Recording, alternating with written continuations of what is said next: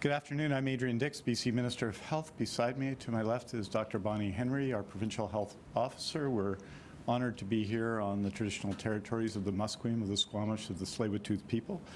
Tomorrow we'll be doing a briefing session at 3 o'clock as well, right here at the Vancouver Cabinet offices. And with that, I wanted to introduce Dr. Bonnie Henry.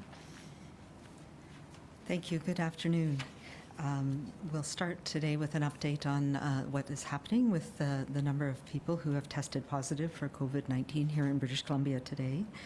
As of today, we have 40 new cases to report for a total of 271 people who have tested positive so far here in British Columbia.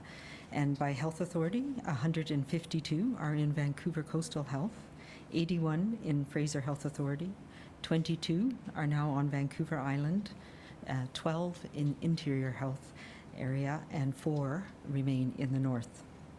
We have, unfortunately and sadly, one additional death to report here in British Columbia today. Of the cases that we have, 17 are now in hospital, so that's an increase from 13 from yesterday, with 9 of those people being in intensive care right now. We continue to have only 5 who are in our recovered list. However, we know that most of those people are actually doing very well. Their symptoms have resolved at home, as with most of our cases so far, and we are awaiting their clearance with laboratory testing. So a good number of our cases, particularly in Vancouver Coastal Health, are related to the 3 long-term care facility outbreaks that we've been following over the last little while. So, and the additional death that we mentioned today was again from the Lynn Valley Care Centre, where the outbreak is continuing there. We also have so far only 1 resident and 1 staff member from the Hollyburn long-term care facility, although that investigation, of course, is ongoing, and we know that there are people within the incubation period there as well. And yesterday we reported on the 3rd long-term care facility at Harrow Park, where the 1 resident from that facility is now in hospital and recovering from that. So as we've been following in the last few days, we know that there's been dramatic changes in our society and in the things that we're doing here in British Columbia to do the best that we can to try and slow down and prevent the transmission of this infection in our communities, in our families, and in our province. This is not optional, and I want to be very clear that everybody needs to take these actions now. And this is what's going to protect us for the next few weeks. It's going to protect ourselves, it's going to protect our families, and going to protect our communities. The importance cannot be minimized. Having said that, I'm very heartened by some of the things that we've been seeing here across the province in people physically distancing as we've directed, but maintaining that so important social connection that we have with each other and that we continue to need. There are many innovative ways that people are doing things like virtual coffee dates, takeout windows at restaurants and entrances, people who are supporting each other, dropping off food, dropping off homemade goodies, taking people's medications to them.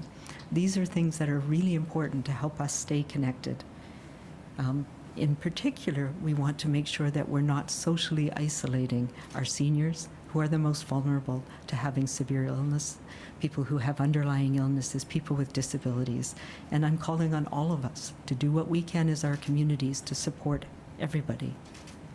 As individuals, I also encourage you to get outside. There are things you can do, even if we're doing social distancing. You can walk your pet, you can go for a bike ride, you can play with your kids.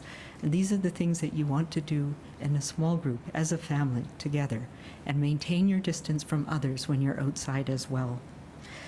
And inside, of course, there are many things now that are being available to people online. There's courses, there's exercise classes, there's ebooks, there's many museums now that are putting information online, putting their paintings, their their holdings online for people to be able to access and use. These are educational opportunities as well for you and your family. I think this is, as I mentioned yesterday, a really critical time for us. This is the time we need to build that firewall. We need to stop the transmission of this disease. We need to stay connected while we're staying apart. And we need to take care of each other while we're doing that. Thank you.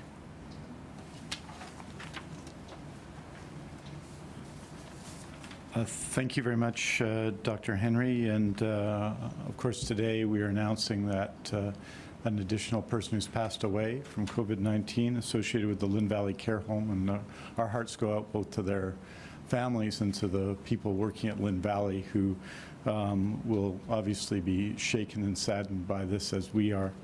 As Dr. Henry has said, we have 40 additional cases today. That's 271 province-wide, 17 in hospital, and 9 currently in ICU. And of those in ICU, 8 are in the Vancouver Coastal Health Authority and 1 in the Fraser Health Authority.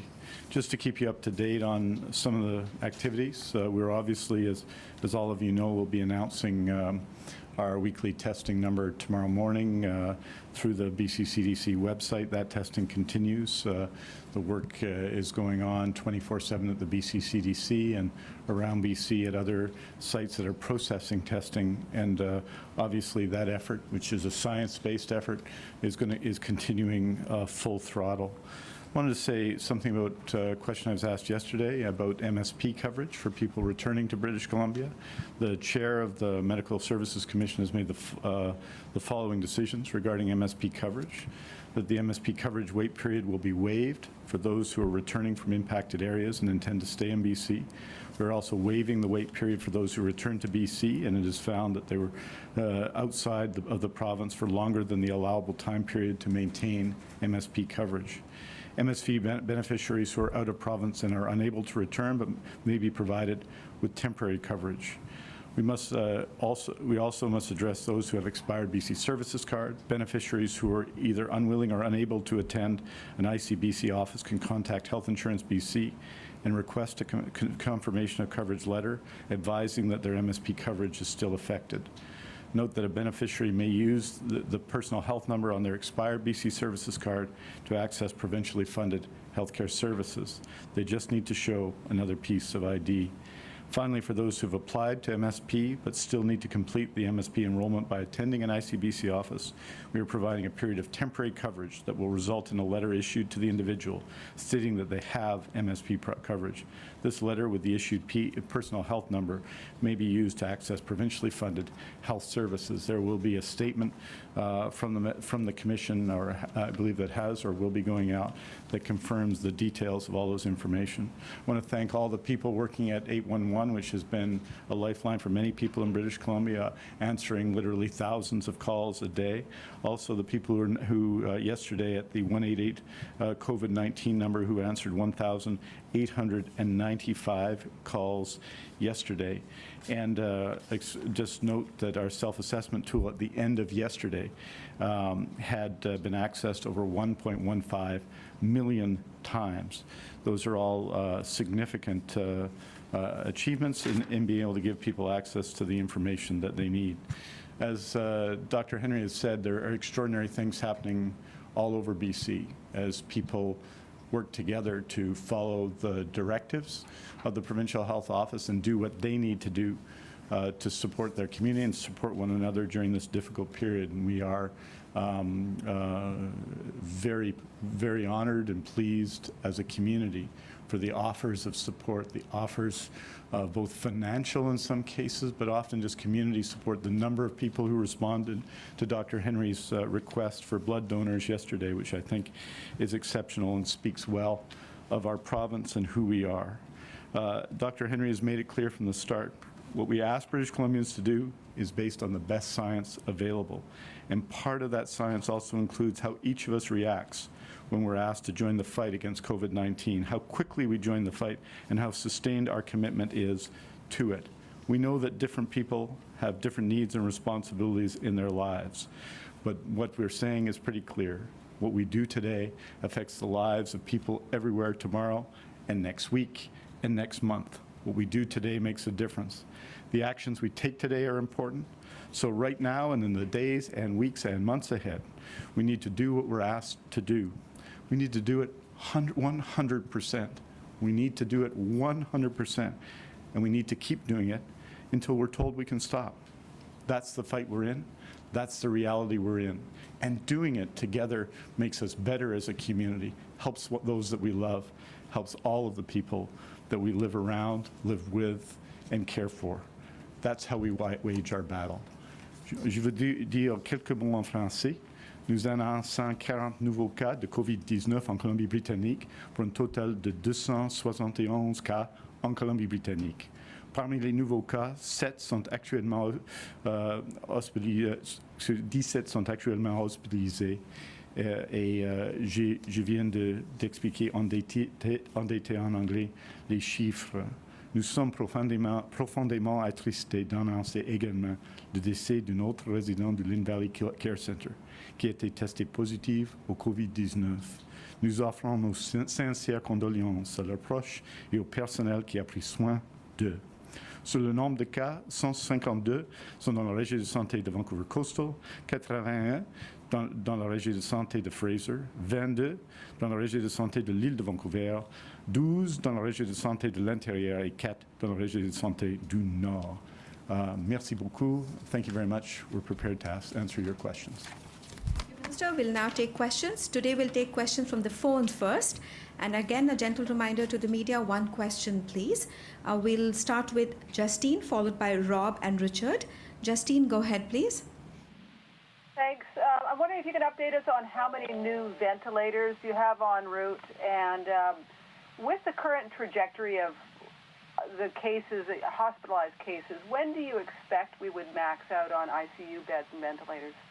Well, what we're going to do on ventilators is we're going to announce not when ventilators are en route, but when ventilators are here, Justine, which I think is the right approach. Obviously, we have ordered now some time ago those ventilators. We're looking for all the equipment we've ordered to come, and we're confident it's coming to help support our efforts. So, but we'll let you know when all materials arrive, not what we've ordered for obvious reasons. We want to stick in the present and not in the future in terms of the resources that we have.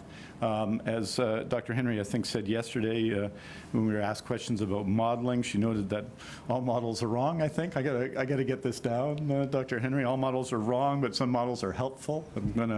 I'm learning as I stand beside Dr. Henry.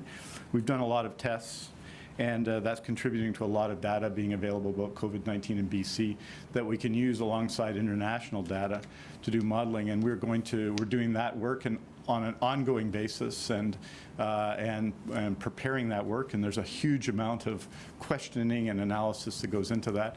But we're not going to be hiding it from people. We're going to be sharing some of that work as soon as early next week with the people of BC. Thank you. Next question, Rob Munro. Rob, go ahead, please. Hi, Dr. Henry. I'm calling from Kelowna, and I'm happy to hear you say that you're encouraging people to get outdoors and walk the pets and get some exercise. But we're still unclear about the other side of it. Should people be going out and going to the hardware store and doing some shopping and carrying on life as normal as long as they follow the proper protocols, or should we all be staying at home other than to go and get a bit of fresh air now and then? I think it's the latter. This is not a normal time, and we need to keep those distances between us.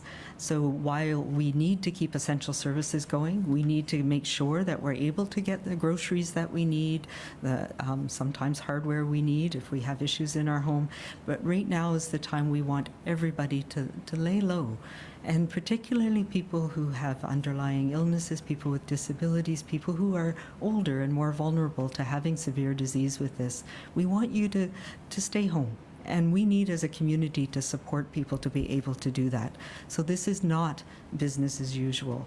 But I know it can be a challenging time, especially if you have children in a house or an apartment in a small place. So I am encouraging anybody who's not being required to self-isolate. So if you are somebody who's a returning traveler, if you're somebody who's been in contact with somebody and you've been directed by public health to stay home, that's a different story. You should not be going out, and you should not be going out to the grocery store and others. Have others help you with that.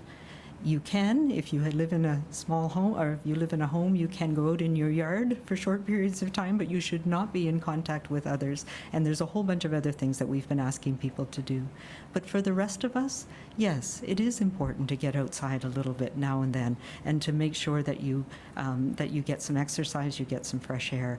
I think that is important for all of our mental and physical health. So I do encourage people to go out, but again, to maintain distance. Go for a walk with your children, go to the park with your children, but don't have a play date. This is not about everybody getting together and being outside together, because that's what we want to avoid. We want to make sure that we're far enough apart from each other that we're not going to be transmitting this unknowingly to others, and we can best protect our community by doing that. Thank you. Next question, Richard Zussman. Go ahead, please. This is a question about essential services. On the child care side of things, I know, Dr. Henry, you took some questions on this yesterday, and I'm just curious if the government is looking at fully subsidizing all daycare spots, direct billing the government like other health care, in terms of ensuring that those daycares can remain open, but also the parents will not lose their spot if they decide to take their kids home.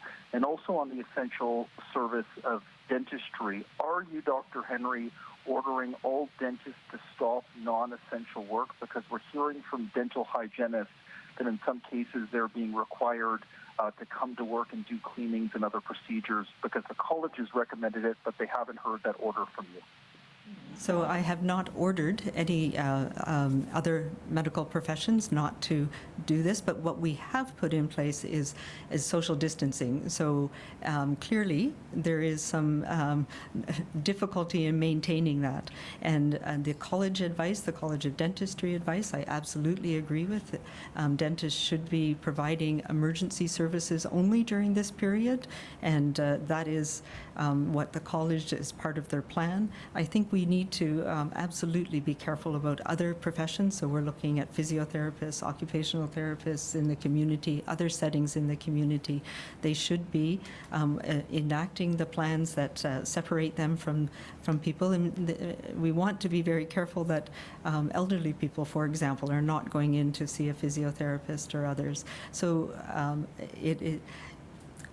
I have not made an order that way, but that is something that they absolutely should be doing. And as a profession, I expect them to take those actions. In terms of childcare, my childcare belongs under several different ministries, including the Ministry of Health and Ministry of Children and Family Development. And as we've talked about, all daycares do not need to stay open, and we know that, we've seen that. And many children, and most children, should be at home with their families right now, particularly since we know that many families are not working, and we've asked them to stay at home or to work from home. So that's important. What is also important is that we have that essential daycare services for the essential workers, particularly healthcare workers and others who do need to go to work to keep things moving and to keep our health system working. So that's what I have asked that be put in place, and I know that there are policies that are coming out to support early childhood educators. It's been involved in that, and the daycare programs. And part of the things that we have discussed is the making sure people don't lose their daycare spaces, and that daycares are supported so that when we move through this phase and when we get back to starting to get our society going again, that the daycares are there to continue the important work that they do. Thank you. Next questions from Penny Daflos, Kat Slepian, and Mary Griffin. Penny, go ahead, please. Daflos, are you there? Next question, Kat. Yeah, go ahead.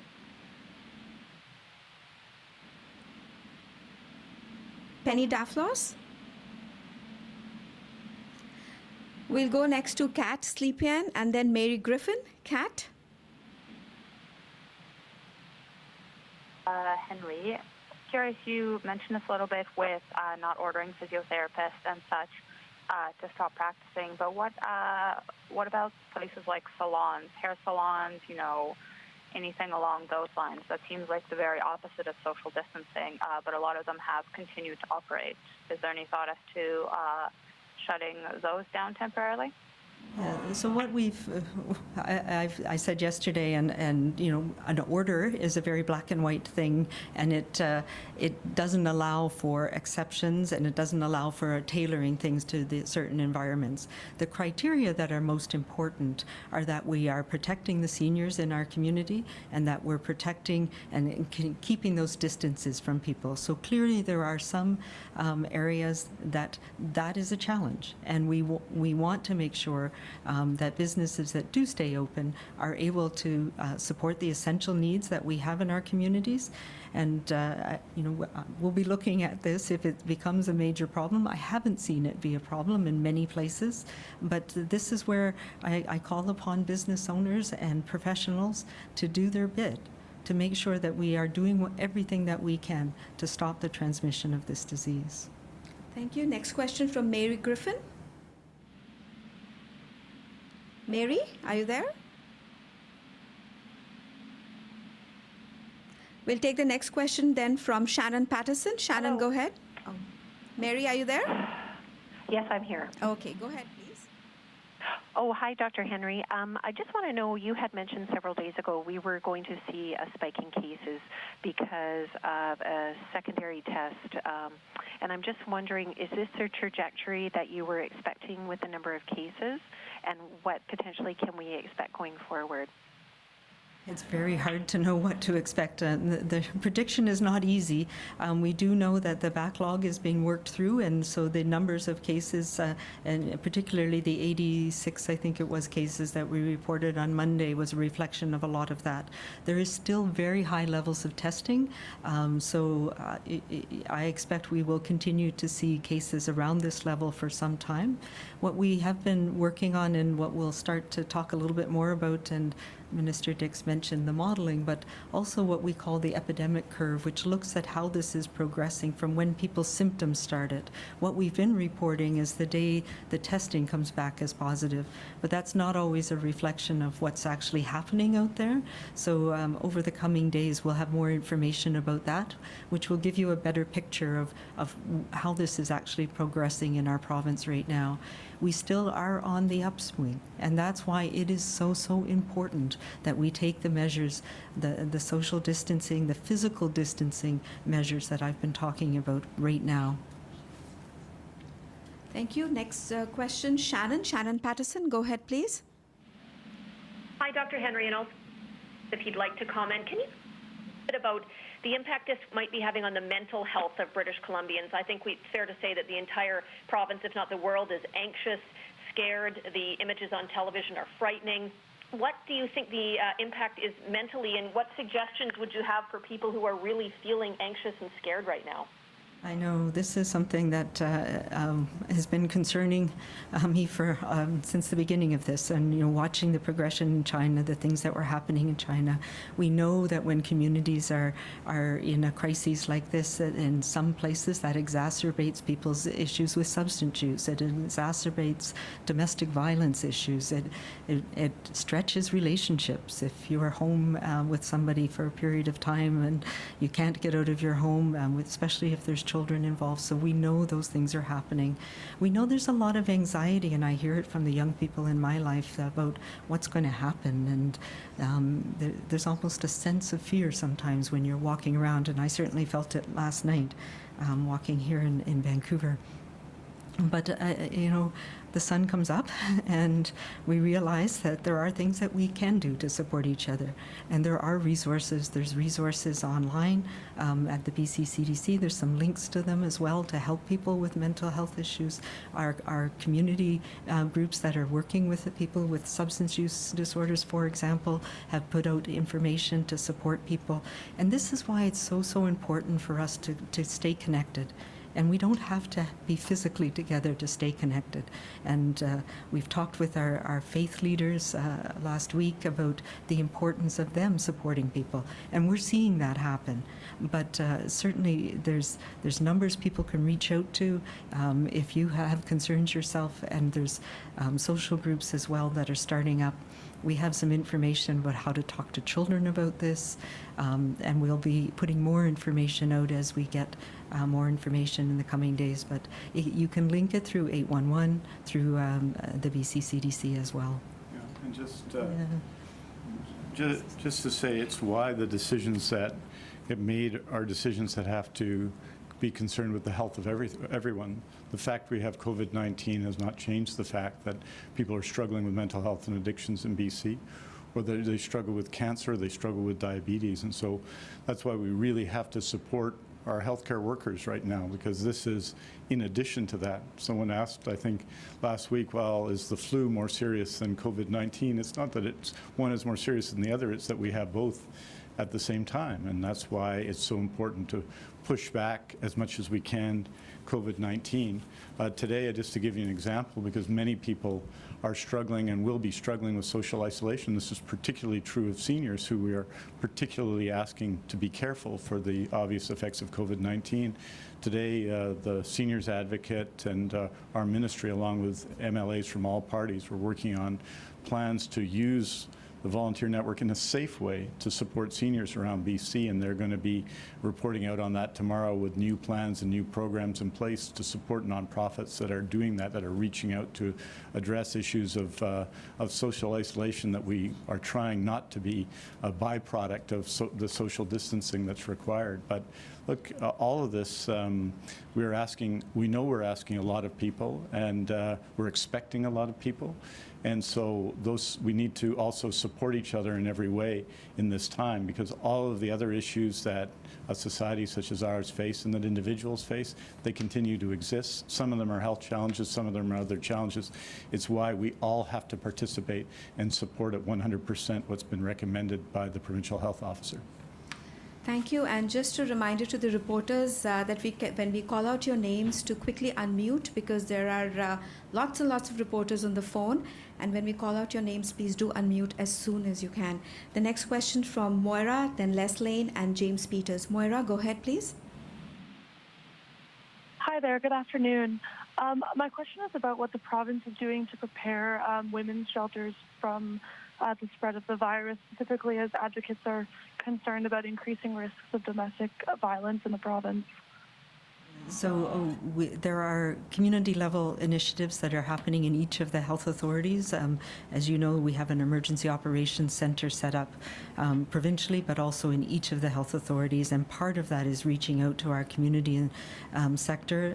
It's involved with many ministries, as well as the Ministry of Poverty Reduction, Social Development and Poverty Reduction has been very active on this, and there's a committee. So there are some plans, particularly in certain communities, about how to support both women's shelters, but all of our shelter systems. We're working with the providers to ensure that we can identify, we can protect people in those systems, make sure we have improved hygiene and other measures to support people.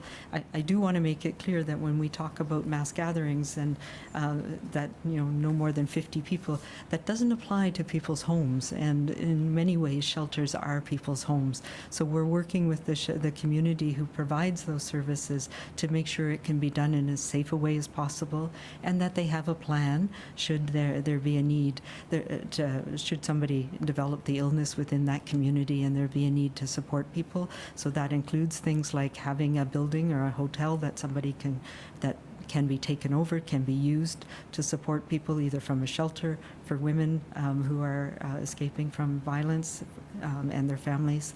So those are being done at a community level across the province.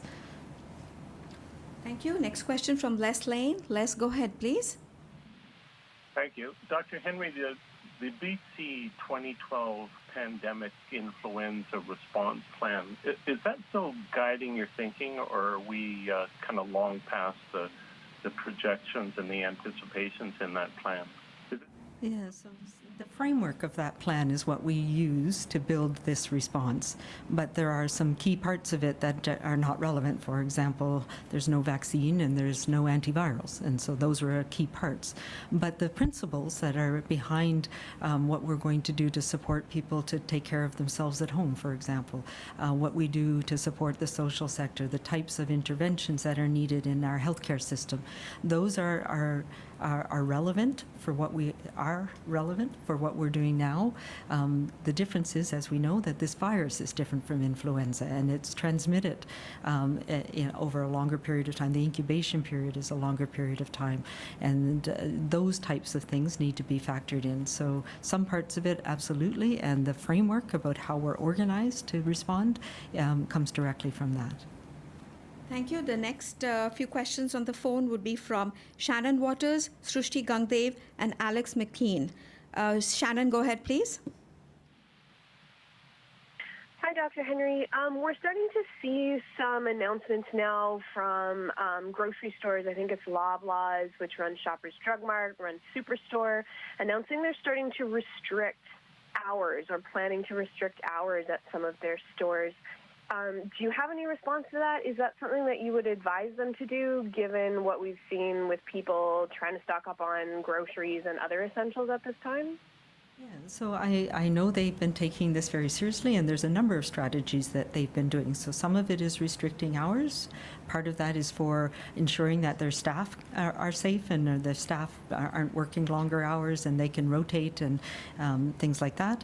Other parts are to make sure that they can maintain the numbers of people. And I know some of them are having specific hours for seniors, for example, so that they're not potentially exposed to others in the same way. So I think these are all important things for us to do.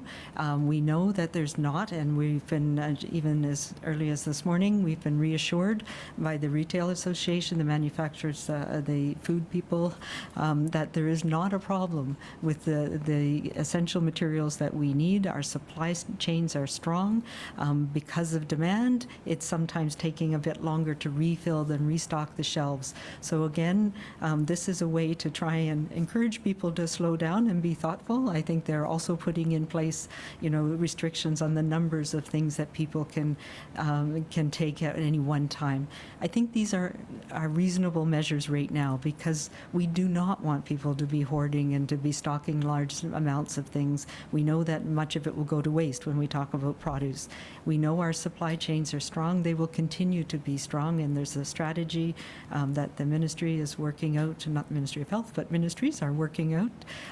And certainly now that we have a Emergency Program Act and a declaration of emergency, that's something that allows us to work very closely with the Emergency Management BC, to work very closely with the retailers to make sure that's protected. We also want to make sure we're protecting the supply of medications that are coming in. So all of these things are worthwhile, and they really speak to our need to take a pause and to be thoughtful and to take what we need and to be reassured that our supply chains are strong. Just, the Premier and the Minister of Finance, I think, met with the Retail Council of Canada recently. I want to say, first of all, and I think we know this, there's lots of people we count on in society that we sometimes take for granted, and the people who are right now working in grocery stores who are working under a lot of pressure, because there's a lot of people and there's anxiety in these stores, are people we count on, and we want to thank them very much for all their work.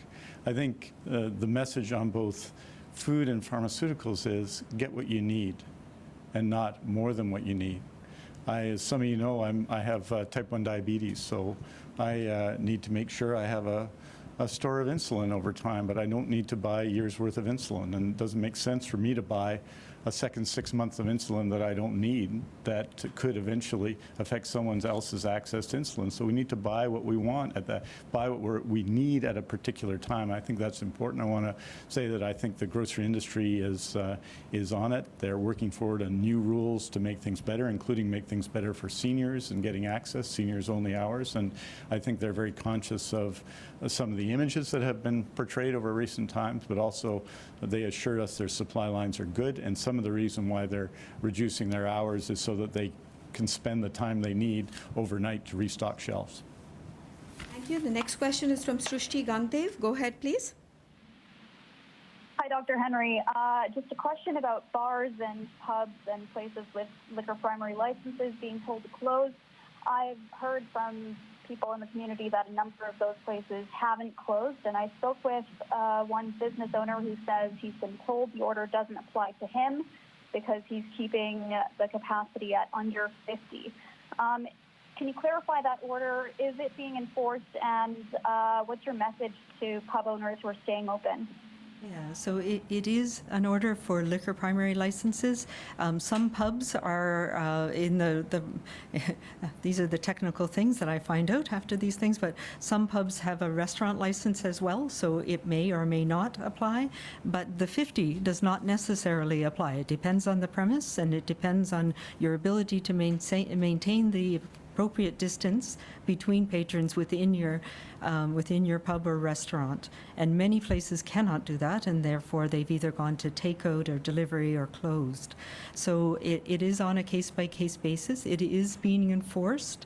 We've been taking an approach to advise people to start, but we do have the ability, and we've been working with our police services around the province, that we can enforce these orders along with the support from the policing services, if need be. But most people, and I would appeal again to the businesses that are out there, do the right thing. And the right thing is, if you're not able to protect people adequately using the guidance that we've given, then you need to close for now. Close for your own benefit, close for the protection of your own family as well as your community. Thank you. The next question is from Alex McKean, followed by Penny Daflos. Hi, Dr. Henry and Minister Dix. I have a question about the outbreak that you've referenced a couple of times at Lionsgate Hospital. In particular, we heard that there were 3 administrative staff who were found to be positive with COVID-19, but now we're also hearing reports from people who have family within the hospital who are saying they're being restricted from visiting to prevent the spread of the virus.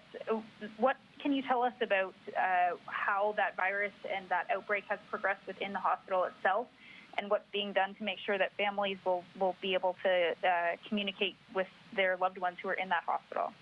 So Vancouver Coastal is actively on it. As you know, the incubation period is up to 14 days. So there are very strict measures being put in place across the entire hospital to restrict visitors, to restrict access to certain areas. There are a number of people who had close contact with the people who were sick, who are in isolation or are being monitored actively. So yes, it is very much a very strict protocol to prevent anybody else from coming in, either to get in, prevent them from being exposed or bringing in the virus again. And as you know, we've been using Lionsgate Hospital is also moving to develop a ward where we can care for people with COVID-19, given that they've been in this outbreak mode as well. So that's a way of facilitating that. So there's no new patients being admitted, emergency care is being provided. Having said that, it's very challenging if you do have a loved one or a family member who's in there right now, because the access is very limited. And I know staff are looking at innovative ways to make sure that people are connected and to make sure that people are allowed to visit their family member for compassionate reasons. And, the other thing is the numbers of visitors will be restricted quite severely, and it may just be essential. So those are measures that have to be in place for at least 2 weeks. So we're still in that incubation period right now. So it is still very much an evolving situation, and I know it's very challenging entirely for the staff there, but also for the families. Thank you. The next questions are from Penny, and then Nick England, Vancouver Sun, and then Fairchild, Jay. So Penny, go ahead, please. Can you hear me now? I hope you can. Yes, we can. Okay, thank you so much for your patience. Testing is taking a long time. Some people tell me it's taking a week or more for results, even though you're only testing sick people who fit very narrow criteria. The WHO says testing is the single most important thing to combat the spread. So I'm just wondering why we keep getting numbers of confirmed cases when the results are likely outdated, and you're testing such a small number of people with symptoms. Isn't that minimizing the situation? Well, no, we're not just testing people. Well, we're testing people with symptoms, and that is what everybody is doing. So it's not, that's not unusual. That's what we've always been doing. If you don't have symptoms, you don't need to be tested. The only people we are not testing at the moment are people who have returned from travel, who have very mild illness that is able to be managed at home. So that's hundreds of people, but we don't need to test those people if they're in isolation and they're not going to transmit this disease. And that's allowed us to focus the testing on healthcare workers, on the outbreaks that we're managing, on clusters in the community that aren't related to travel, and there's a lot of that testing going on. So for some people, there's a prioritization process for which tests get done. So for some people who might have been tested because they had mild symptoms related to travel or some of those things prior to the switchover, which just happened this week, to this new strategy, it may take longer than one would expect.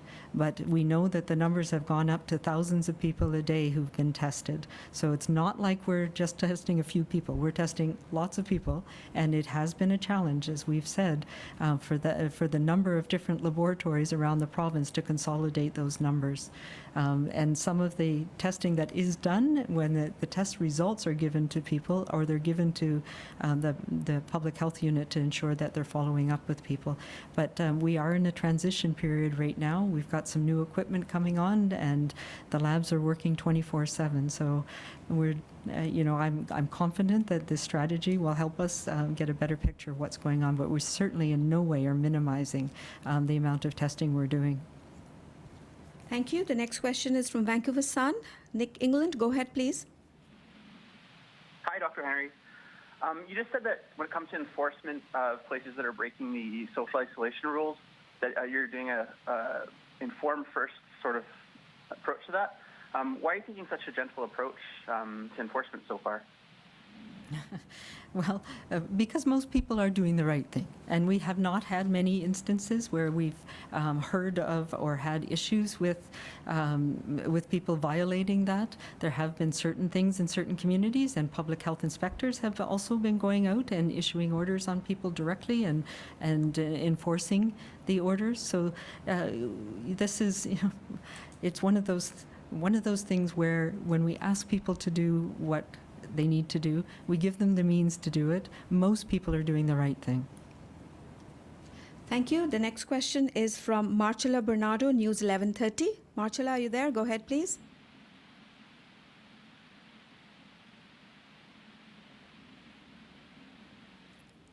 Marcella, can you hear me? Hello? Yeah, go ahead, Marcella. Okay. Yes, my question is regarding, we had the City of Port Coquitlam now closing playgrounds, all public playgrounds. Is this something that you want to see happen across the province, or is it, again, a case-by-case basis where you are encouraging children to still go out and play in playgrounds? Yeah, I think it has to be one of those things where people use their common sense. If there's a group of kids all mingling together on a playground, that's not what we need right now.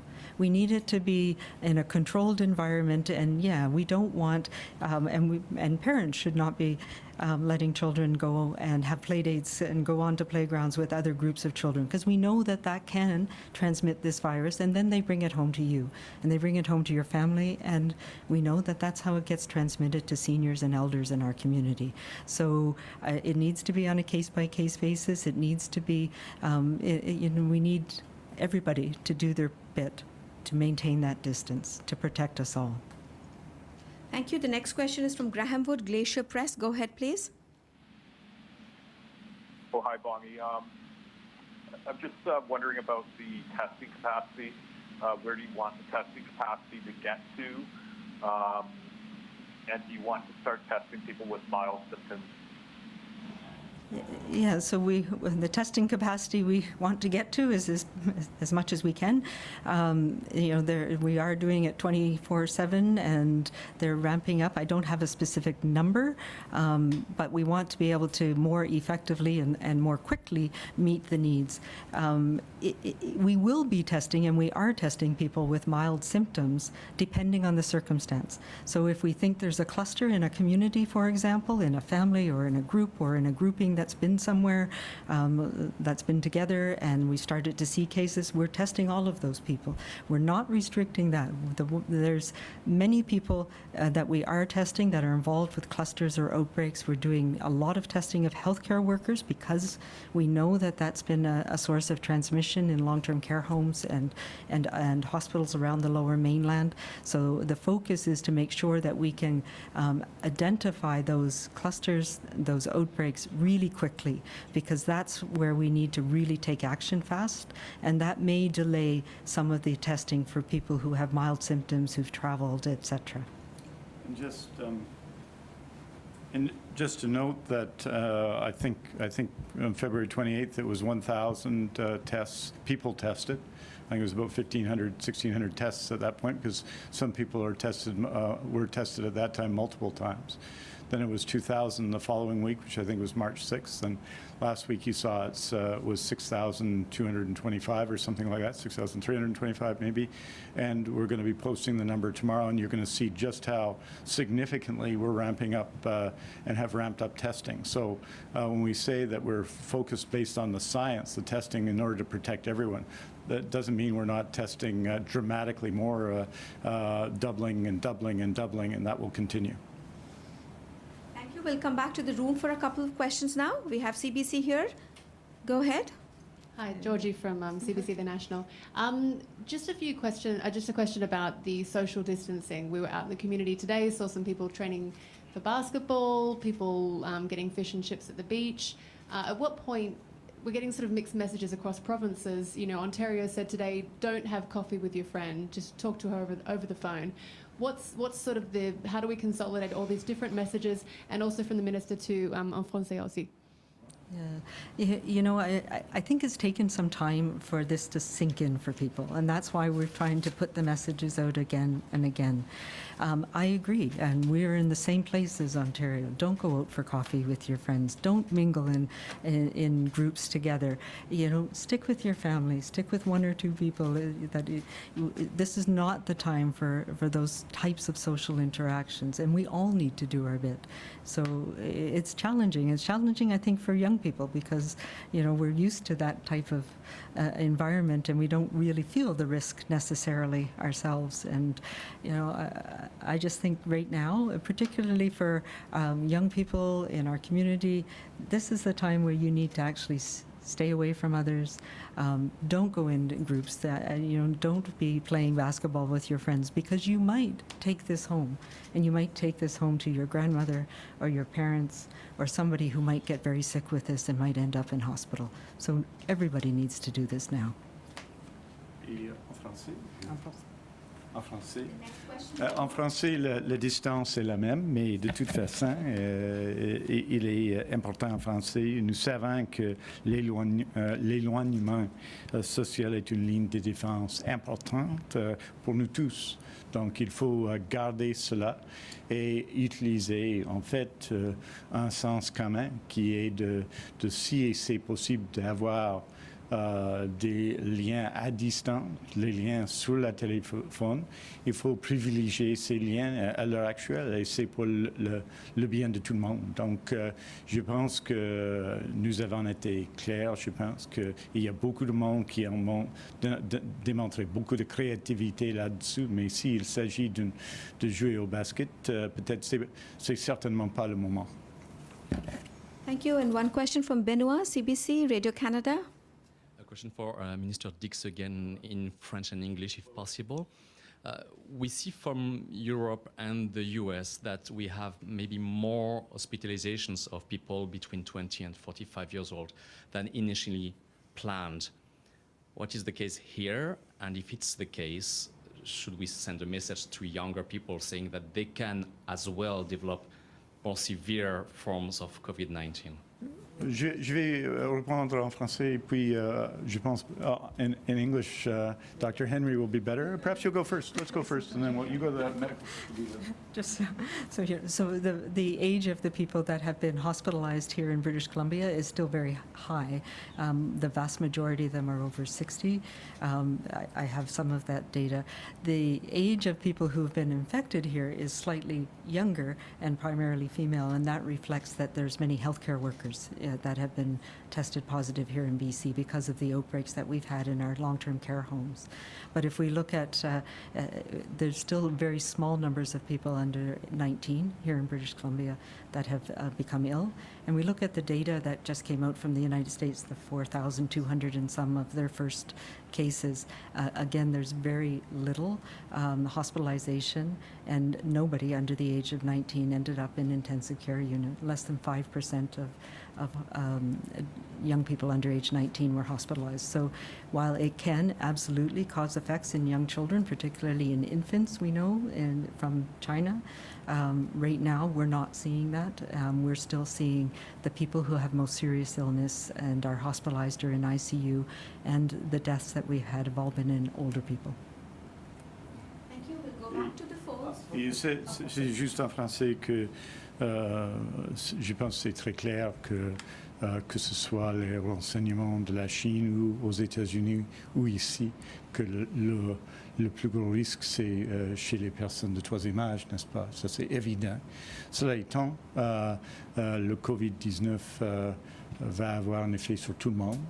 Et il faut mettre tout le monde en garde, n'est-ce pas? Parce que ce n'est pas seulement une question d'une personne de 13 ans ou de 21 ans qui est avec le virus, mais l'effet de cela sur quelqu'un qui a plus de risque. Donc c'est important. Nous suivons à très près ce qui se passe au niveau international, les résultats d'Italie, de la France, de la Grande-Bretagne, bien entendu, et aux États-Unis, et en Chine, et au Japon, etc. L'évidence ici, les renseignements ici nous indiquent que c'est en prime abord une question de risque pour des personnes âgées, mais tout le monde a des risques et il faut que tout le monde prenne garde. Thank you, and we'll have time for just a few more questions over the phone. Tanya Fletcher and then Keith Baldry, please go ahead.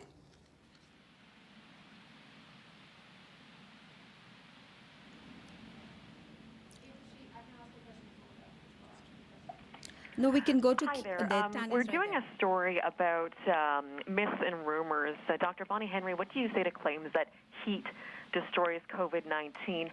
What are you learning about UV light and COVID? And just some background here, there's a Bikram yoga studio in Delta that's been claiming that this virus cannot survive heat, i.e.